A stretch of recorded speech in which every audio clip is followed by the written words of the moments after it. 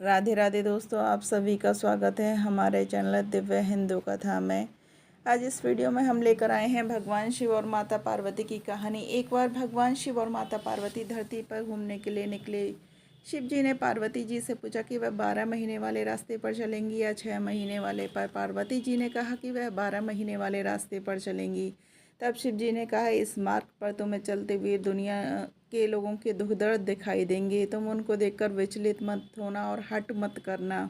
पार्वती जी ने अपनी सहमति दे दी। रास्ते में उन्होंने देखा कि एक घोड़ी प्रसव पीड़ा में थी। पार्वती ने पूछा, घोड़ी को इतनी पीड़ा क्यों हो रही है? शिव जी ने कहा, यह माँ बनने वाली है। पार्वती बोली, अगर माँ बनने में इतनी पीड़ा होती है तो मेरे गांठ बांध दो। शिव जी बोले, आगे चलें। फिर रास्ते में एक राजा का राज्य आया, जहाँ चारों ओर उदासी फैली हुई थी। पार्वती ने पूछा, यहाँ सब इतने शांत और दुखी क्यों हैं? गांव वालों ने बताया, हमारी रानी माँ बनने वाली है और प्रसव पीड़ा में है, इसलिए पूरे गांव में शोक का माहौल है। पार्वती जी ने फिर कहा, अगर माँ बनने में इतना दर्द होता है तो मेरे गांठ बांध दो। शिव जी ने कहा, अगर एक बार गांठ बांध दी तो फिर वह कभी खोली नहीं जा सकती है। थोड़ा सा और आगे चले तो उनको एक गाय मिली। गाय को प्रसव पीड़ा हो रही थी। पार्वती जी ने पूछा, गाय को इतनी पीड़ा क्यों हो रही है? शिव जी बोले कि वह माँ बनने वाली है।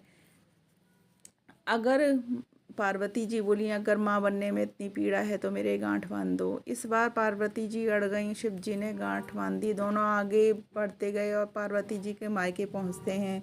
वहां पर सभी उनका भव्य स्वागत करते हैं और तरह तरह के व्यंजन बनाते हैं। शिव जी इन व्यंजनों का आनंद लेते हैं, लेकिन पार्वती जी को कुछ भी नहीं मिलता। पार्वती जी केवल बथुआ और पानी पीकर ही रह जाती हैं। दोपहर में आराम करते समय शिव जी पूछते हैं कि तुमने क्या खाया?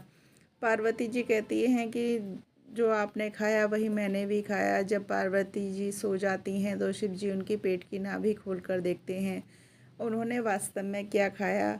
उन्हें बथुआ और पानी दिखाई देता है। पार्वती जी के जागने पर शिव जी कहते हैं, तुमने झूठ बोला। इस पर पार्वती जी कहती हैं, आज से किसी भी स्त्री की नाभि नहीं खोली जाएगी, क्योंकि उसमें उसके ससुराल और मायके की इज्जत बसी रहती है।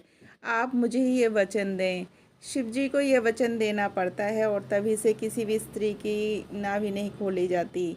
जब दोनों कैलाश पर्वत पर लौटते हैं तो रास्ते में उन्हें गाय अपने बछड़े को चाटती हुई दिखाई देती है।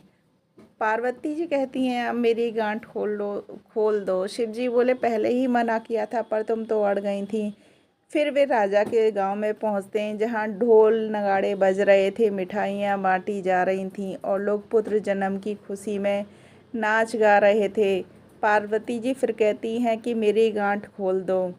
फिर थोड़ा सा आगे चलने पर उन्हें वह घोड़ी दिखाई देती है जो अपने बच्चे के साथ बहुत खुश थी।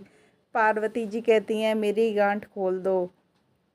शिव जी कहते हैं कि मैंने तुमसे पहले ही मना किया था, लेकिन पार्वती जी के आग्रह करने पर शिव जी को वह गांठ खोलनी पड़ती हैं और दोनों कैलाश पर्वत पर लौट जाते हैं। जैसे भगवान शंकर और माता पार्वती जी ने पार्वती जी के लिए गांठ खोली थी, वह बांधी थी, वैसे इस कहानी सुनने वाले सबके अखंड सौभाग्य की प्राप्ति देना और भगवान शंकर और माता पार्वती सब पे अपनी कृपा दृष्टि बनाए रखना। राधे राधे दोस्तों।